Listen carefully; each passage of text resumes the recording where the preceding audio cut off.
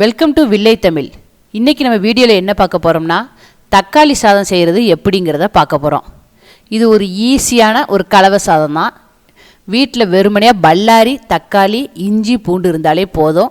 நம்ம சாதாரண வீட்டு அரிசியை யூஸ் பண்ணியே ஈஸியாக தக்காளி சாதம் செய்கிறது எப்படிங்கிறத பார்க்க போகிறோம். இதுக்கு மிளகா உரப்புக்கு தகுந்த மாதிரி போட்டுக்கோங்க. வத்தப்பொடியும் போடுவோம். பல்லாரி வெட்டிக்கோங்க. நான் இப்போ ஒரு 1/2 கிலோ அரிசி செய்கிறேன். அதுக்கு ஒரு 3 பல்லாரிலேருந்து 4 பல்லாரி. தக்காளி அரிசிக்கு ஈக்குவலாகவே எடுத்துக்கோங்க. ஏன்னா புளிப்பு அது மட்டும்தான். அதனால் 1/2 கிலோ அரிசிக்கு 1/2 கிலோ தக்காளி வர்ற மாதிரியே எடுத்துக்கோங்க. கூட கொஞ்சம் புளிப்பு டேஸ்ட் விரும்புகிறவங்க கூட கொஞ்சம் நாள் எடுத்துக்கலாம், ஒன்றும் பிரச்சனை இல்லை. ரெண்டையுமே நல்லா சிறுசாக வெட்டி வச்சுக்கோங்க.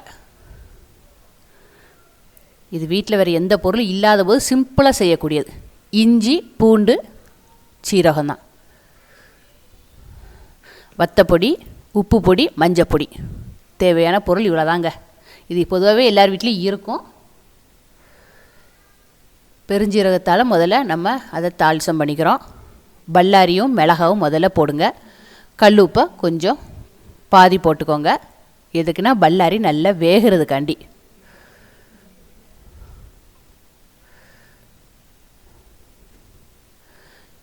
இந்த இஞ்சியும் பெருஞ்சீரகத்தில் பாதியை நம்ம தாளிசம் பண்ணிட்டோம். மீதி பாதி வெள்ளைப்பொடி, இவ்வளோத்தையும் நம்ம மசாலாவாக அரைச்சி வச்சுக்கணும்.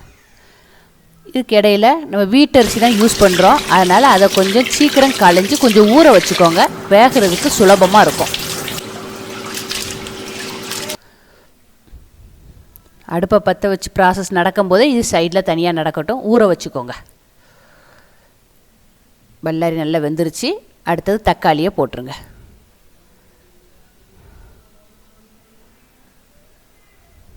தக்காளியும் பல்லாரி நல்லா மசிஞ்சு வர்ற ஸ்டேட்டஸ்க்கு வரணும். அதுக்குனால கொஞ்சம் நம்ம கல்லுப்பை சேர்த்துக்கிறோம். அதனால தான் இந்த தக்காளியும் அந்த கல்லுப்பும் சேர்ந்து அந்த க்ரஷ் ஆகி வர்ற மாதிரி வரும். நல்லா சேரட்டும், மசியட்டும்.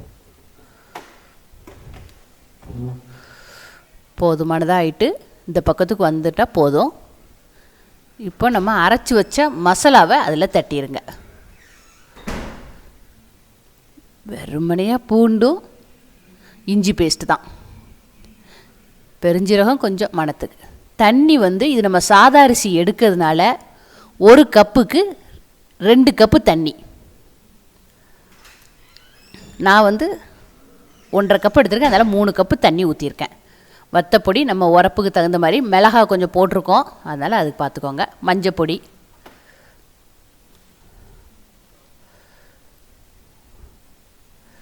உப்பு, மீதி உள்ள உப்பை போட்டுடலாம். உப்பு நம்ம அவங்கவுங்க டேஸ்ட்டை பொறுத்த விஷயம். மல்லி இலை,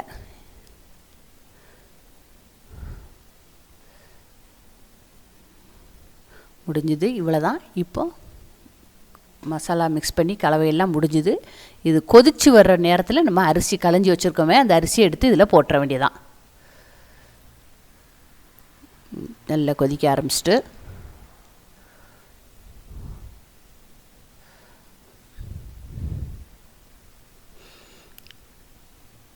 களைஞ்சி வச்சுருக்க அரிசியை கொஞ்சம் அது ஊறி இருக்கும், அந்த அரிசியை இதில் போட்டுற வேண்டியதான். இது பிரியாணி அரிசியில் சீரக சம்பாலையும் போடலாம், பாஸ்மதியில் போடலாம். அப்போ தண்ணி கொஞ்சம் கம்மியாக எடுத்துக்கிட்டால் போதும். 1க்கு 1ங்கிற கணக்கு. நான் இது சாதா அரிசிங்கிறதால 1க்கு 2ங்கிற கணக்கில் எடுத்திருக்கேன். குக்கரை மூடி வச்சிட வேண்டியதான். ஒரு 5 விசில்லேருந்து ஒரு 6 விசில் வரணுங்க. அது ஒவ்வொருத்தங்க குக்கர் கை பக்குவம் தெரியும். சாதம் நல்லா வேகிற மாதிரி பார்த்துக்கோங்க. கேஸ் ரிலீஸ் பண்ணிவிட்டு குக்கரை ஓப்பன் பண்ணுங்கள். அவ்வளோதாங்க. 10 நிமிஷத்தில் உடனடி சமையலாக நம்ம தக்காளி சாதம் செஞ்சிடலாம். இது ஒரு டூப்ளிகேட் வெஜிடபிள் பிரியாணி மாடலே இருக்குங்க. இந்த வீடியோவை மறக்காமல் லைக் பண்ணுங்கள். இந்த வீடியோ பற்றி உங்கள் கருத்துக்களை மறக்காமல் கமெண்ட் பாக்ஸில் டைப் பண்ணுங்கள். எங்கள் சேனலை இது வரைக்கும் சப்ஸ்கிரைப் பண்ணாதவங்க உடனே போய் சப்ஸ்கிரைப் பண்ணுங்கள். இதேமாரி நான் செய்கிற சமையல் எந்த டிப்ஸுமே உங்களை உடனே வந்தடையும்னா அருகில் இருக்க பெல் பட்டனை மறக்காமல் கிளிக் பண்ணுங்கள். நன்றி, வணக்கம்.